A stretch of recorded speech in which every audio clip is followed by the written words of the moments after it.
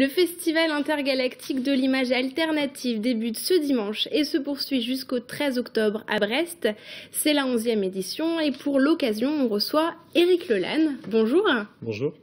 Vous êtes membre de l'association Canal TISEF à l'origine de ce festival. Donc un festival qui rassemble des films, des débats, des rencontres et de la musique. Comment va se passer ce festival ?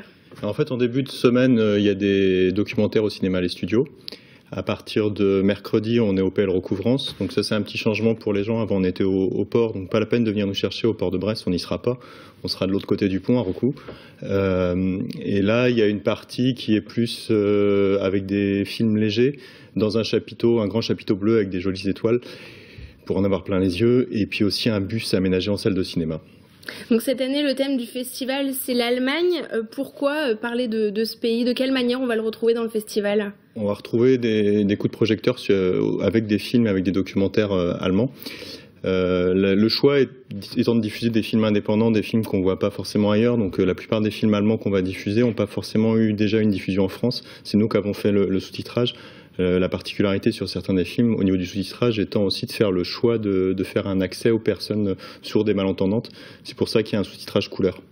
Le titre du festival, c'est Festival intergalactique de l'image alternative. Ça pose plein de questions. Comment est-ce que vous décriveriez ce festival ?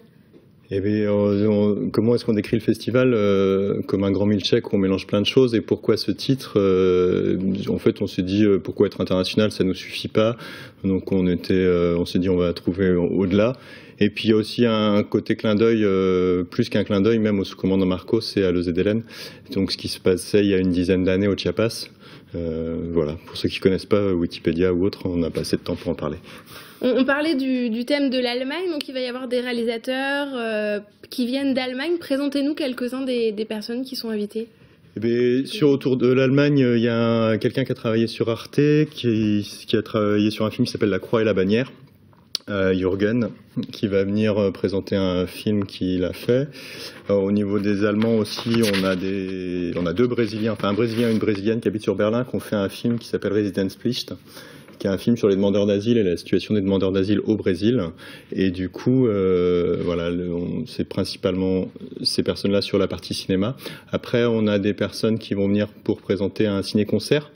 C'est des Italiens, des Français et des Allemands qui se sont rencontrés à Berlin avec l'ancien guitariste des Hurlements de Léo, qui vont venir le mercredi présenter un vieux film en noir et blanc qui se passe sur Berlin en 1937. Donc ceux qui connaissent Berlin aujourd'hui, c'est assez drôle de voir ces images d'avant 37. Et on a un groupe de musique allemande aussi, Vivienne van der Spree, qui vient de Berlin, comme le nom l'indique, vu que la Spree c'est la rivière de Berlin. Quels sont les sujets qui vont être abordés dans les films que vous présentez ? On est sur des sujets sociaux pour beaucoup des films, pour beaucoup des documentaires, on est sur des sujets sociaux.